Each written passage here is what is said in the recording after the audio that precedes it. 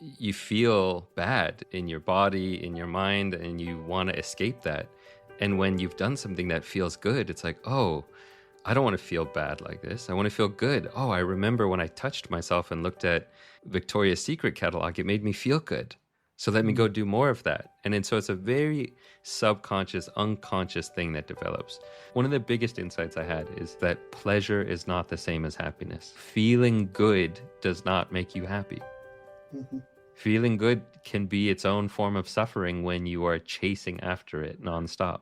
When you feel, oh, I need to feel good, that can be its own source of suffering. And we see this with rich billionaires and celebrities who have all the material wealth in the world, and yet they're depressed and suicidal. It's like, we know these things don't make us happy. 1, 2, 3, 4.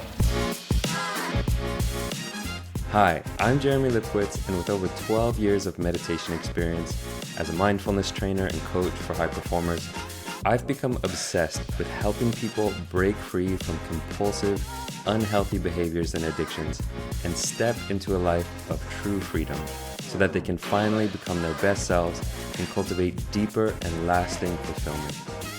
I've created Unhooked, the Breaking Porn Addiction podcast, to give you simple, actionable, step-by-step strategies to master your mind and optimize your life. This is Unhooked. Hello, friends. It's Jeremy Lipkowitz here, and welcome back to the Unhooked podcast. Today's episode is a little different and really special. I'm resharing a powerful conversation I had as a guest on the Sober Awkward podcast, hosted by the incredibly hilarious and very insightful duo, Victoria Vanstone and Hamish Adams-Cairns. They've kindly given me permission to share that episode here with you, and I'm excited for you to hear it. While Sober Awkward is primarily focused on alcohol-free living, we had a deep, honest, and pretty wide-ranging conversation about addiction in all its forms, especially porn addiction and the compulsive behaviors that often go unseen or unspoken. We talked about the root causes of addiction, the role of shame, loneliness, emotional pain, and what true recovery really looks like. I also open up about my own journey, including my time as a monk in Myanmar, and how mindfulness and emotional intelligence became important parts of my healing. If you're someone who has ever struggled with any kind of compulsive behavior, whether it's from alcohol, porn, food, or social media, there's a ton in this episode that will resonate with you. So big thanks again to Vic and Hamish for having me on their show and for letting me share it with all of you. Definitely go check out their podcast if you haven't already. It is incredibly raw and funny and vulnerable, and they are great, great podcasters. So without further ado, let's dive in.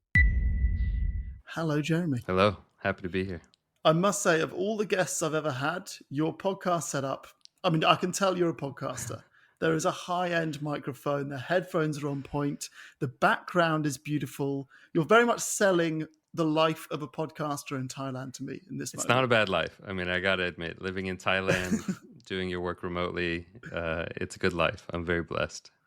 I want to start with what I feel like is an obvious question, which is that why should somebody who is trying to get sober from alcohol listen to a podcast episode about porn addiction? That's such a good question. You know, at the fundamental level, all addiction, it's really the same. So doesn't really matter the behavior or the substance. It's the same process going on at the root level. And so what you can learn by, exploring and investigating one kind of addiction or one kind of compulsive behavior, you can apply that to anything else. So the things that we talk about on my podcast about porn addiction, sex addiction, social media addiction, or compulsive use of these things, whether or not you want to use the term addiction, they're going to be applicable to people who are dealing with substance use, alcohol, drugs, gambling. The underlying frameworks are still the same and the recovery is the same. You have to kind of apply the same approach in terms of figuring out what's going to help you live a fulfilling life, looking at your addiction at the root level, what's the root cause of it, all of these things. That is a relief. I was hoping you were going to say that. I felt it was almost a leading question. But yeah, I also share the idea that we sort of can't pigeonhole an ourselves by only researching and going deep into one form of addiction. I feel like there are so many similarities, and a lot can be learnt from looking at it as a more of a sort of a bigger picture subject. So I'm glad we agree on Yeah, that. yeah. You describe your addiction to sex and porn beginning at the age of 9 when you would fantasize over comic book Mhm. characters. And by the time you reached college, it had grown into watching 2 to 3 hours of porn a day. Now that you're out the other side of it and you've obviously done the work and able to look at it, from a healthier place, what do you see as the root of your addiction? Well, I'll start this off by saying that the root of my addiction will be different from the root of anyone else's addiction. What caused me Of to reach course. out to a coping mechanism, an escape mechanism, is going to be different to anyone else's. But fundamentally, what it boils down to is the inability to deal with pain and then using some way of escaping that pain, of numbing the pain early on. So it's a coping mechanism, really. For me, it had to deal with things of loneliness, low self esteem, being bullied as a kid, not getting my needs met from my parents, all kinds of things that made me want to reach out for some comfort and security. And just over time, it starts small, but just the little ways that we develop these habits that become really locked in terms of our neural pathways, our wiring in our brain, and the ways that we reach out to it in a compulsive or autopilot way. So for me, it was just all the little ways that I was seeking comfort, seeking a sense of control, and porn was the thing that gave it to me. Other people will find it in alcohol or rock and roll, whatever it is that you kind of use as your outlet. But for me, it was through porn and fantasy and masturbation. You mentioned loneliness there, and that's something that we will certainly circle back to because I know that loneliness and isolation play such an important role both in recovery and in any kind of addiction. Did you experiment with other things to sort of soothe that whatever you were missing? Did you try drugs? Did you try alcohol? Did you try whatever else was available and then come to okay, porn is meeting my needs, or was it just the first Yeah. one? Well, I should say it was never a conscious thing of saying, okay, I'm feeling lonely. What can Right, I yeah. try to cover this up? It was, when you're 8 years old, 9 years old, you're not really thinking about it. You feel bad Mm, in your body, in your mind, and you want to escape that. And when you've done something that feels good, it's like, oh, I don't want to feel bad like this. I want to feel good. Oh, I remember when I touched myself and looked at, Victoria's Secret catalog, it made me feel good. So let me go mm. do more of that. And then so it's a very subconscious, unconscious thing that develops. So it wasn't like, I sat down with a brainstorm and a game plan and said, okay, what's going to give me the best bang for my buck here? I will say that, in that regard, I experimented with many things. I drank alcohol, I smoked weed, I played video games, I ate junk food, all these things that give you that little dopamine hit and give you that sense of security. And and this is where again it's just so important to understand that everyone's going to have a different coping mechanism. For me, alcohol wasn't the thing that I latched onto. It actually was problematic for me in college, and in some ways I uh, abused it, but it wasn't the thing that stuck around. The thing that stuck around for me was porn and masturbation, fantasy. Sugar is also one that goes back probably even further than pornography for me.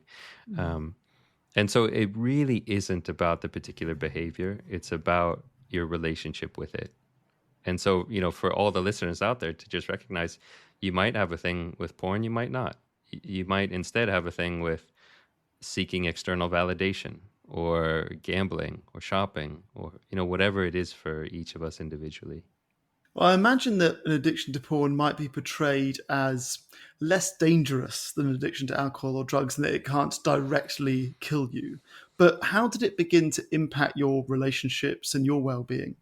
Yeah, well, it's one of the reasons that it can be even trickier to overcome is because it's so normalized in our Mm, society that many young boys and young men are getting this message that, hey, everybody does it, there's nothing wrong with it, it's harmless, all of these things, and we don't realize the actual effects that it's having on us. um, One of the issues with porn in that same thread is that a lot of the consequences are very subtle and they're hard to see and they develop over time.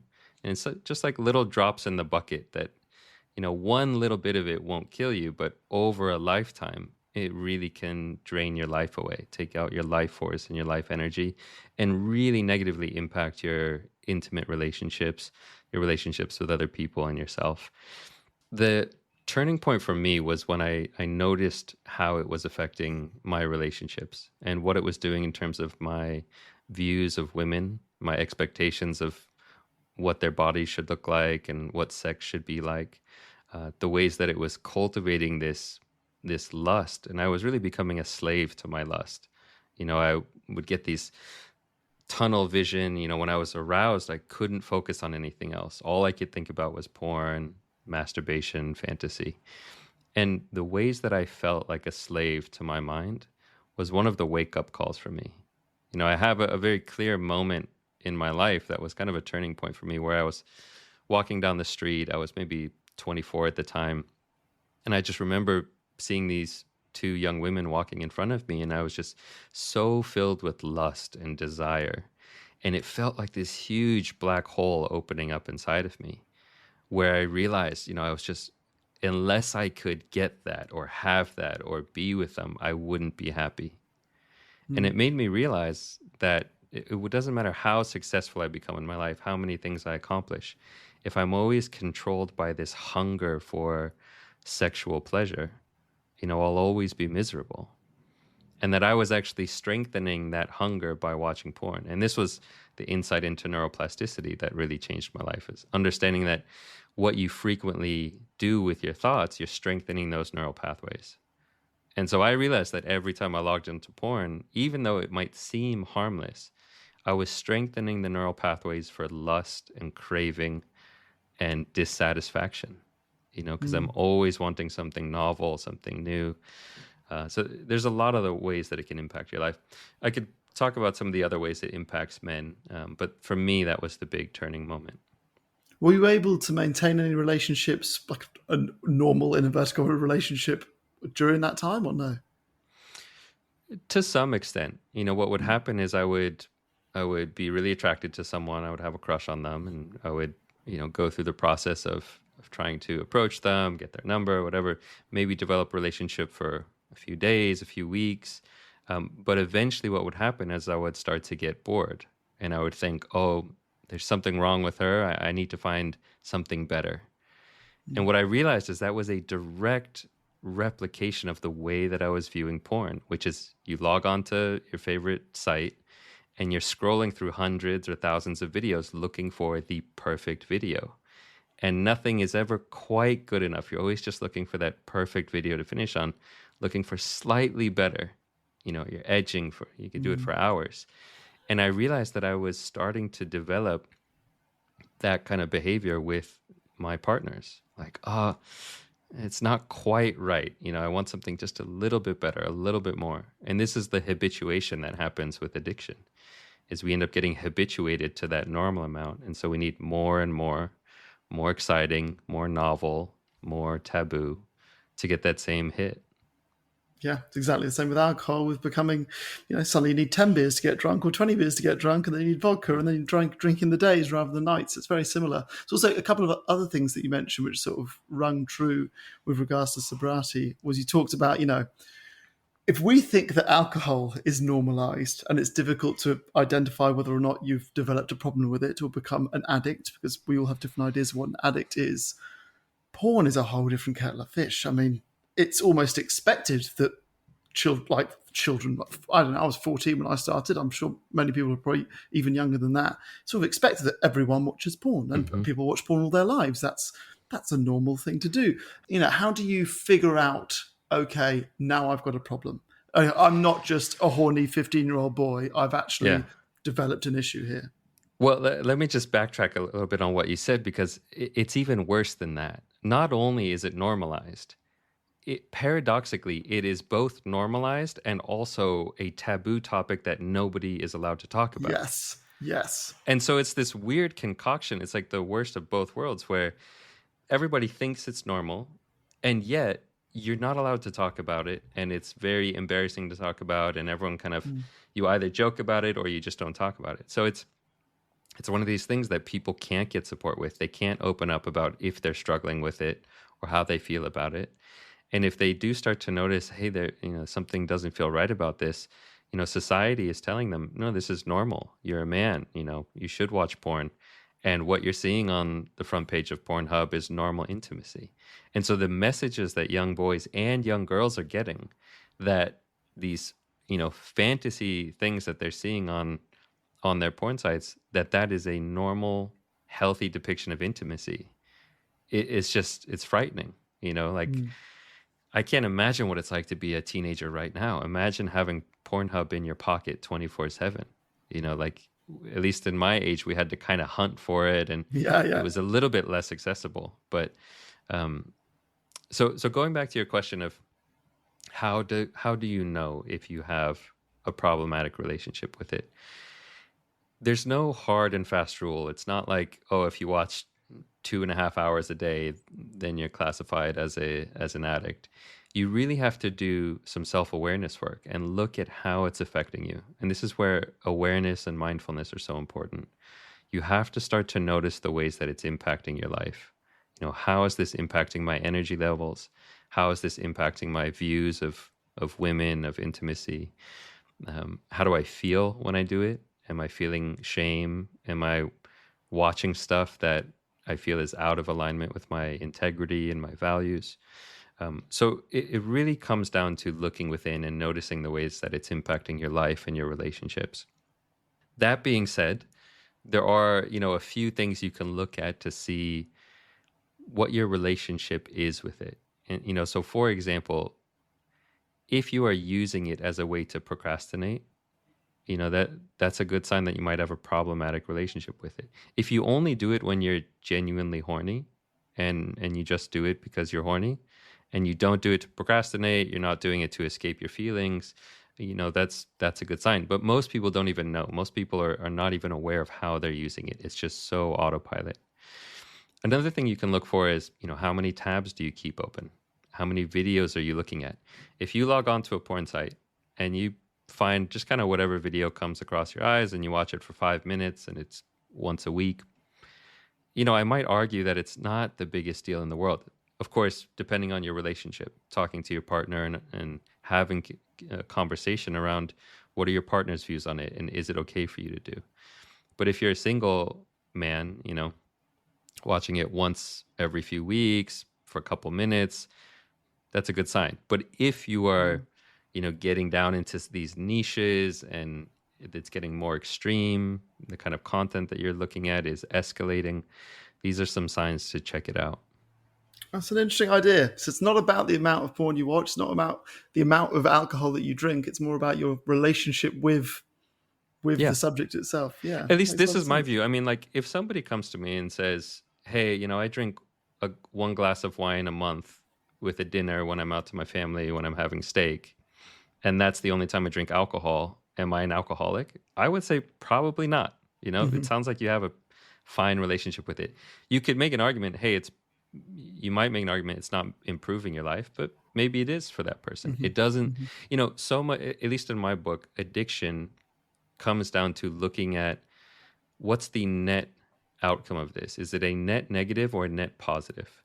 Hmm. If something is bringing more good into your life than negatives, then I would say keep doing it. But if on the net it's bringing in more negatives, that's when for me it becomes an addiction, when you keep doing it despite the negative consequences. Of course. Jeremy, let's talk about shame, shall we? Because I feel like Mm. it's huge in all addictions, really, but I imagine it to be particularly big in porn addictions.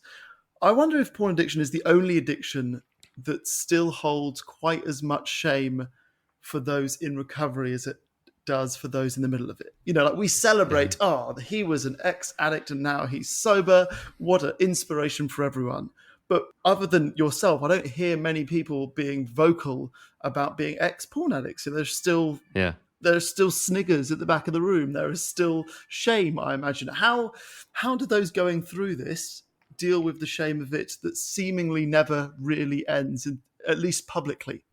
Yeah. It's such a fascinating thing because for some reason, sex addiction and porn addiction, it has this kind of shame that we feel about it more than anything else. Just as you say, like people are celebrated for being, recovered alcoholics, recovered narcotic Mm, addicts, so many of these things you can kind of proudly and vocally say that, yeah, I used to be a drug addict and now I'm recovered.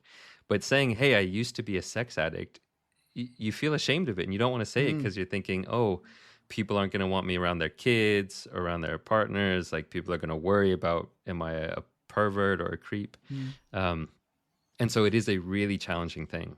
Shame is a huge issue in recovery from sex and porn addiction. And so it's one of the primary things that we need to do to help people overcome this is helping them overcome toxic shame. And there's a lot of work that's involved in that because it's one of the things that can keep people stuck in their addiction. It can keep people isolated. Because when you feel ashamed, you want to isolate. You want to hide, you don't want to be seen. And it prevents you from actually getting support and doing the work and being vulnerable. And so, one of the most healing things is being in community, being in community with other men who are normalizing this kind of issue and saying, hey, you're not alone. You're not a monster. We're here for you and we know what it's like. I heard you identify the difference between healthy shame and toxic shame. Can you give us a little bit more information about those two? Yeah, I love this topic because, shame sometimes gets a bad rap in our society. Like, oh, shame is so bad and we just have to let go of shame. And there's a flip side to that story, which is that shame is also a very healthy component of living a moral life. And I'm not saying moral from a religious perspective. I'm saying moral from an ethical life. It's like we need a component of shame in Buddhism, like Buddhist philosophy, which I really have a deep respect for. They talk a lot about wholesome mind states. That's really what Buddhism is about. It's about cultivating wholesome mind states and letting go of unwholesome mind states, things that bring suffering. And all of the wholesome mind states are positive, meaning they feel good. Like love and compassion and patience and equanimity and contentment, they all feel good, these wholesome mind states. But there's two exceptions. There are two mind states that are wholesome, meaning they're skillful, they're good mind states, but they feel bad. They're like they feel unpleasant. And it's these two exceptions, they're called the two guardians of the world. And it's moral shame and moral dread. Meaning moral shame is like, oh, I did this unskillful thing and it kind of weighs on me. Like I feel bad about that. And then the moral dread is that feeling of if I do this unskillful thing, if I cause harm to this person or do something out of integrity, that's going to feel bad. And those two mind states, they feel unpleasant, but they're the guardians of the world. They're the things that protect us from causing harm to ourselves and other people. And so we need a little bit of that healthy shame, the pro-social shame. Like if you do something bad, the thing that prevents you from doing it again is that moral dread, you know? And the thing that helps you learn from a mistake is that moral shame of like, oh, I did an unskillful thing and I feel the remorse of that action. We need more of that in the world. You said you had a healthy respect for Buddhism. You've slightly underplayed it there, Jeremy. Part of your recovery was that you moved to Myanmar, people also call it Burma, and you became a Buddhist monk, which is an unusual thing to do. So I guess I do want to dive into that, but to sort of backtrack from that, you've identified you've got a problem with porn. There are not the resources readily available to those that are trying to give up booze or drugs. So what steps did you take to sort of get well that ended up with you becoming a Buddhist monk in Myanmar? Yeah, a big part of my recovery was understanding that my addiction was my mind being out of control. I was a slave to my mind and I was not in control. My desires were in control, my cravings were in control, and it was causing me to do things, that were leading me to suffering. And so fundamentally, what I realized is that if I want to overcome this addiction, I have to understand the dynamics of my mind. I have to understand how my mind is working and the ways that craving is arising and the ways that lust is arriving and how I can actually work with that and learn to master what's going on in my mind. And that, coupled with understanding what we now know as neuroplasticity, understanding that you can actually rewire your mind, you can actually form new neural pathways. And this is really what the art of meditation is you're cultivating particular neural pathways, particular qualities of mind. And so for me, I just had this real awakening of understanding how important things like mindfulness and meditation were from a very secular point of view. I mean, my background is in genetics. I've never been a religious person. So like my interest in Buddhism is not from a religious like reincarnation kind of perspective. It's from a how can I train my mind to be my best friend? How can I train my mind to do skillful things in the world and to not be just a slave to desire? So how long were you practicing and living out in Myanmar for? Well, yeah, it's interesting. So my time as a monk in Myanmar came way later. That what I started doing is I went to India first, and I started doing these meditation retreats. You might have heard of a Vipassana retreat. Mm-hmm. So I started doing these silent meditation retreats. They're typically 10 days long. You're not reading or writing or talking or making eye contact with the other participants. You're really being in your own experience, and you're learning how to cultivate wholesome mind states. You're learning how to cultivate contentment in the present moment, how to practice acceptance, how to focus your concentration, all these things. And those became really transformative for me. So I started doing those around a little more than once a year. So maybe once every 7 or 8 months, I would go on one of these extended retreats, and did that for about a decade. Many years I would go on these retreats and just really getting into meditation, just as a normal lay person, not as a monk. So this is in your 20s, into your 30s? Yeah. Yeah. In my mid-20s is when I Mm-hmm. started. And then somewhere along the line, the retreats, I started doing longer retreats, and I had the opportunity to do a month-long retreat in Myanmar, in Burma. And so I signed up for this month-long silent retreat. And at that retreat, which was at a monastery in Burma, in Myanmar, you had the opportunity to ordain as a monk. So in Myanmar, you can do a temporary ordination, which they actually, it's almost like a rite of passage for men in Myanmar to do a temporary ordination. And so I took the opportunity, to live as a monk for a month. So for me, it wasn't like, as a monk for many years in Myanmar. It was like an experience that I was grateful for, but I was well along my recovery and well along my path. So it's less about becoming a monk. For people out there listening who want to overcome their addiction, you don't have to be a monk. The important thing is to learn how to practice mindfulness, how to really be aware of your emotions, because so much of addiction, what it really comes down to is trying to escape unpleasant emotions, loneliness, boredom, self-judgment, fear. We experience some emotion and we think, I don't want to feel this way. Let me numb out in some way. Let me log on to TikTok and zone out. Let me grab a bottle of alcohol. Let me go to the, whatever it is that we do to escape unpleasant emotions. And so a lot of recovery has to be with learning how to actually be with what's difficult without running away from it.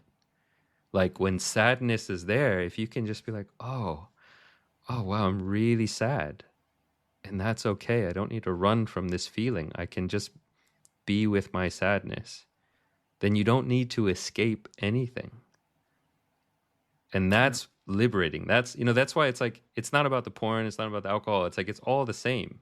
It's just, can you be the type of person that doesn't have to run away and escape unpleasant things? I've been trying to say that for about a year, but you've worded it far better than I ever could. I'm always like, feel the feelings and like, just don't feel like you need to be dissatisfied with what you're feeling and take something or do something to change it. But you've done it far better than me. Every now and then I feel like an article or a podcast or a story will come into our lives and dramatically alter the way that we feel about something. Particularly if people are struggling with addiction, I feel like often we're on the lookout for something save me, something come into my life and inspire me.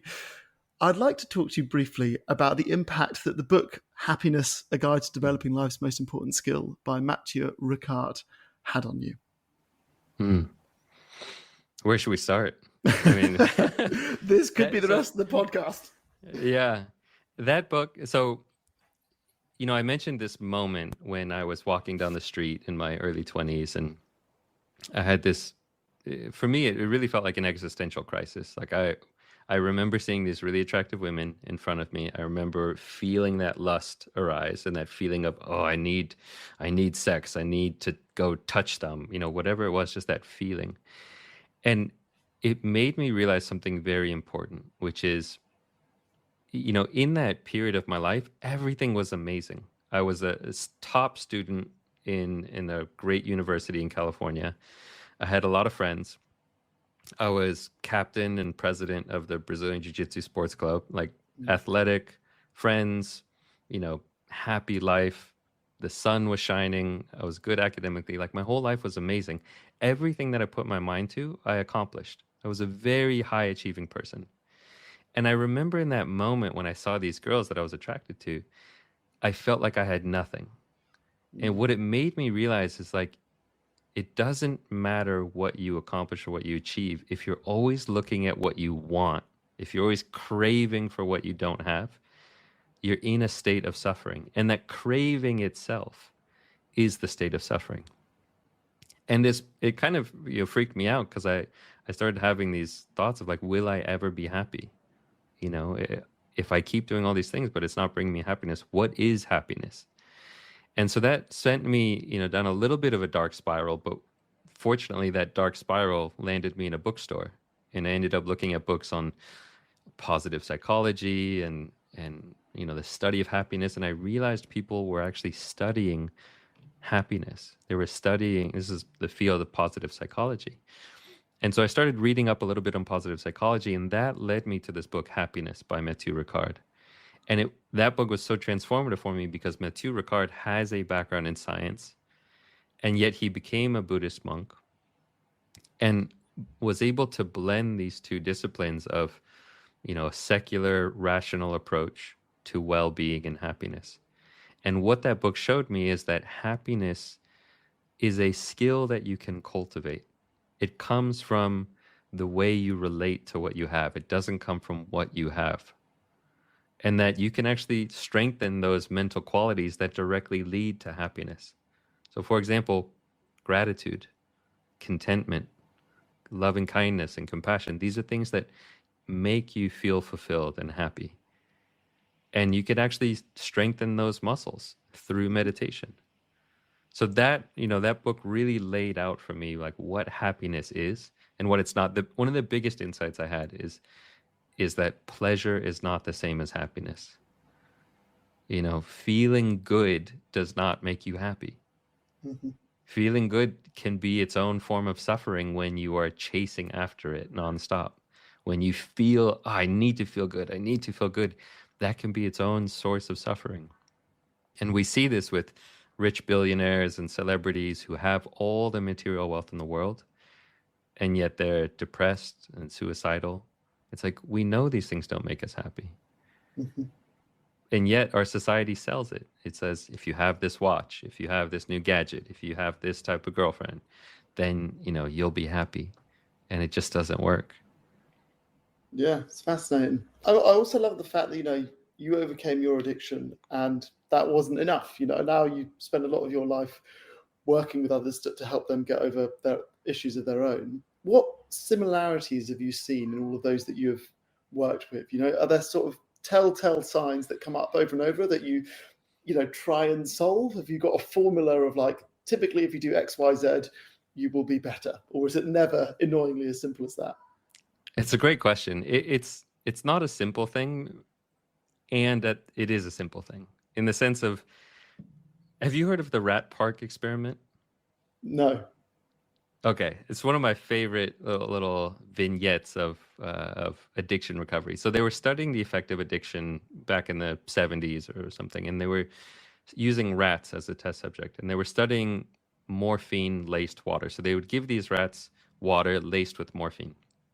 And what they found is that the rats got so addicted that they would sit there and drink the morphine water until they died. They were just so addicted, they would forget to eat, forget to exercise, and they would just literally die from being so addicted to this water. And it was showing how strong addiction could be and how devastating it could be. And then this one researcher had a really interesting insight. He said, well, these rats, they're living in these cages. It's miserable. They don't have any friends. What if we give them a more natural environment? So they tested this. They forced them to get addicted to the morphine water. So they made them addicted. And then they put them in what they call the rat park, which is that they had other friends, they had exercise wheels, they had greenery to run around in. And what they found is that the rats barely touched the water, that they weren't addicted, even though they were forced to be addicted first. Once they were put in that healthy environment, the addiction didn't have anything to sink its teeth into.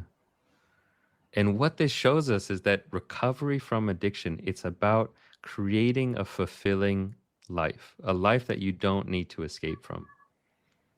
If you can create a life that is deeply fulfilling, where you are emotionally stable, you're surrounded by loved ones, you feel you have your needs met, you're exercising, you're eating well, addiction can't sink its teeth into you. And so part of recovery is stopping doing the thing, but the other important part is actually creating a life that you don't need to escape from. Mm.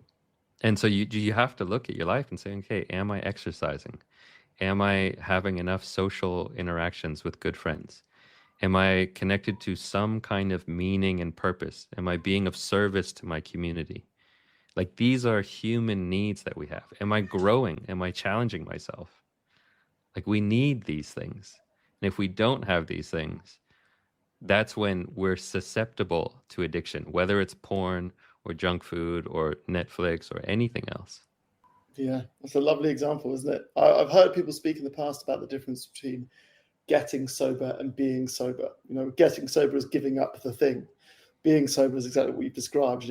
Filling your life with fulfilling things that give you joy. Have a network. I always say to people the importance of that network. Whether or not you buy into AA or buy into churches or whatever, what they give you is a support network of like-minded people, which is so important. I think a lot of people, I'm sure the same with porn addiction, is you lock yourself away. You're like, okay, the way that I get well is I lock myself in a room and I don't go out, and that way I don't have the temptations of, alcohol. I guess locking yourself in a room, you do have the temptation of porn.